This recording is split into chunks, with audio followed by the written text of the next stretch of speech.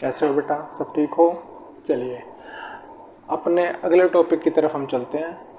आपको पता है वास्तविक संख्याएं चल रही हैं आपकी, और उसमें हमारा अगला टॉपिक आता है इस टाइप के पर्सन का। अब ये पर्सन हमने अपनी किताब में देखे हुए हैं, 2 से ज़्यादा पर्सन आते हैं, 3 भी हैं, 4 भी हैं, इस टाइप के कई सारे पर्सन हैं। ठीक है, तो इस पर्सन को समझते हैं कि ये पर्सन हमें किस प्रकार करने हैं। ठीक है, इन्हें करने का एक तरीका है। तो देखिए, दर्शाइए कि प्रत्येक धनात्मक संपूर्णांक 2m के रूप का होता है तथा प्रत्येक धनात्मक विषम पूर्णांक 2m+1 के रूप का होता है, जहां m कोई पूर्णांक है। पूर्णांक मतलब इंटीजर है। ठीक है, जैसे 0, 1, 2, 3, -1, -2, -3 इस टाइप से। ठीक है, चलिए, तो सम पूर्णांक तो हमें दिखाने हैं 2m के रूप के, और विषम पूर्णांक दिखाने हैं 2m+1 के रूप के। अब इन्हें दिखाएंगे कैसे? देखो, आपने यूक्लिड विभाजन प्रमेय पढ़ी हुई है। ठीक है, जो हमारी क्या कहती है कि a बराबर bq+r है। ठीक, जहां r जो है हमारा वो b से छोटा होना चाहिए और 0 के बराबर या 0 से बड़ा होना चाहिए। ठीक, अब देखिए इसे करेंगे कैसे बेटा। इन्हें करने का बहुत आसान तरीका है। ये जो आपका 2m है, ठीक है, यहाँ पे याद रखना m तो हमारा कोई भी पूर्णांक हो सकता है। ठीक है, m को हम भागफल के रूप में भी देखते हैं। अब यहाँ पे जो इसके साथ में 2 लगा हुआ है, ये जो 2 है हमारा, ये हम मानते हैं b, यानी कि हमारा भाजक। ठीक, इसे हम भाजक के रूप में देखते हैं अपनी यूक्लिड विभाजन प्रमेय में। देखिए, तो आपको सीधा सीधा यहाँ से क्या मान मिल गया? b का मान मिल गया 2।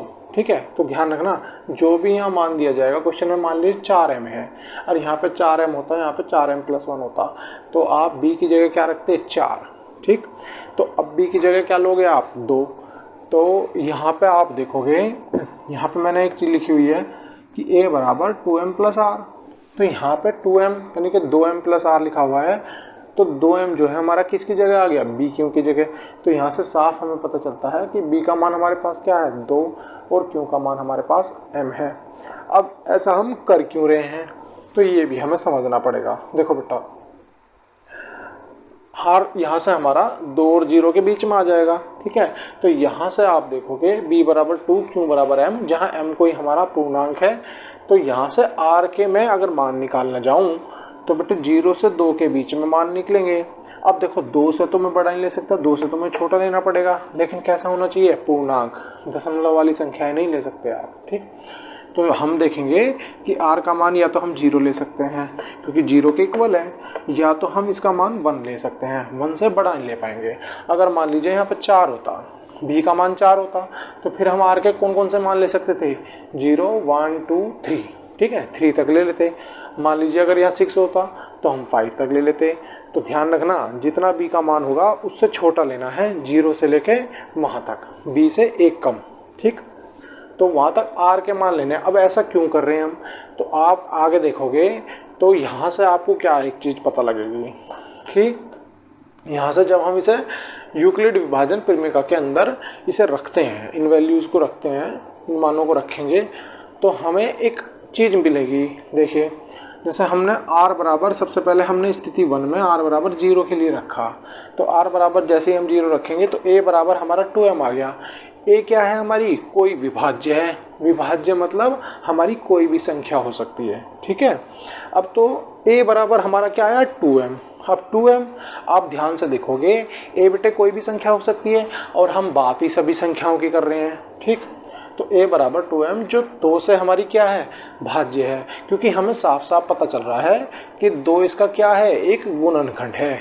ये बेटे मान कब आया है? जब हमने 0 रखा है, r का मान। ठीक है, यानी शेषफल हमारा अगर 0 हो जाए तो हमें जो संख्या प्राप्त होगी वो 2m के रूप की संख्या प्राप्त होगी, और 2m के रूप की संख्या का मतलब है जो 2 से भाज्य है।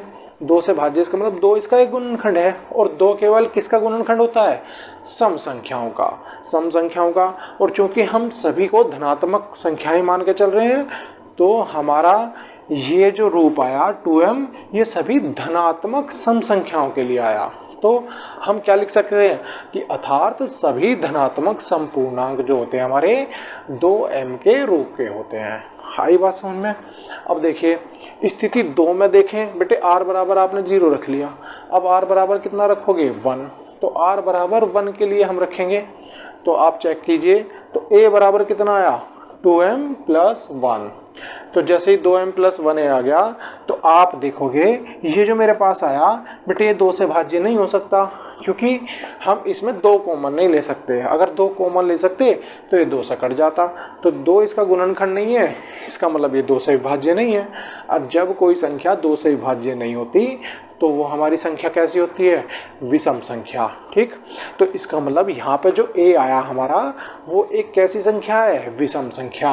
तो जो भी विषम संख्या है बेटा, a का मतलब कोई भी संख्या, तो जो भी विषम संख्याएं हैं वो हमारी किस रूप की होनी चाहिए, 2m + 1 के रूप की, जहाँ आप m कुछ भी रख सकते हो, जो भी आपका धनात्मक पूर्णांक है 0, 1, 2, 3 से लेकर अनंत तक कुछ भी रख सकते हो, लेकिन हमेशा आपको यहाँ पे क्या मिलेगा, एक विषम संख्या मिलेगी। ठीक, तो 2 से भाज्य नहीं है, तो अर्थात सभी धनात्मक विषम पूर्णांक जो होते हैं वो किस रूप के होते हैं, 2m + 1 के रूप के होते हैं। ठीक, तो हमने इस क्वेश्चन से सीखा क्या। अब देखिए ऐसा है, हमने कर तो दिया ये क्वेश्चन, लेकिन हमें ये एक्चुअल में पता नहीं चला कि इस क्वेश्चन से हम ऐसा क्या सीख रहे हैं, हमें सीखने को क्या मिल रहा है।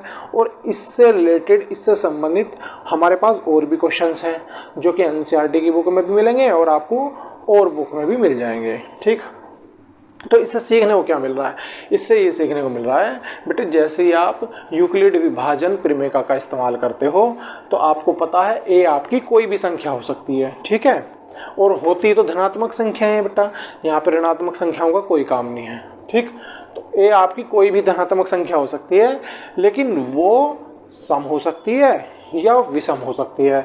तो सम जो संख्या होगी वो किस किस रूप की होगी, या विषम संख्याएं जो होंगी वो किस किस रूप की होंगी, ये सवाल हमें इसी चीज को दिखाता है। ठीक, तो जैसे हमने a का मान यहाँ पे क्या निकाल लिया, 2m, तो m की जगह आप 0 से लेके कुछ भी रखिए। देखिए मैं आपको एक प्रैक्टिकली करके दिखाता हूँ। जैसे आप a का मान 2m लेके चल रहे हैं, अब हमारे लिए क्या है बेटा, 2m जो है हमारे पास एक सम संख्या है, तो चलिए m का मान मैं रख के देख लेता हूँ। m का मान 0 रखिए, m का मान जैसे आप 0 रखोगे तो आंसर क्या मिलेगा आपको, 0। m का मान चलिए 1 रखिए। ठीक है, अब 1 तो यहाँ पे एक विषम संख्या है, आपने देखा कि m तो विषम संख्या है, लेकिन आप जैसे ही m का मान यहाँ पे 1 रखोगे तो 2 × 1 बराबर हो जाएगा 2। इसका मतलब 2 क्या है हमारे पास, एक सम संख्या। तो आप m का मान इसमें कुछ भी रखिए, सम रखिए, विषम रखिए, लेकिन हमेशा क्या मिलेगी आपको, a जो मिलेगी वो एक सम संख्या मिलेगी। ठीक, ये हमें पता लगा।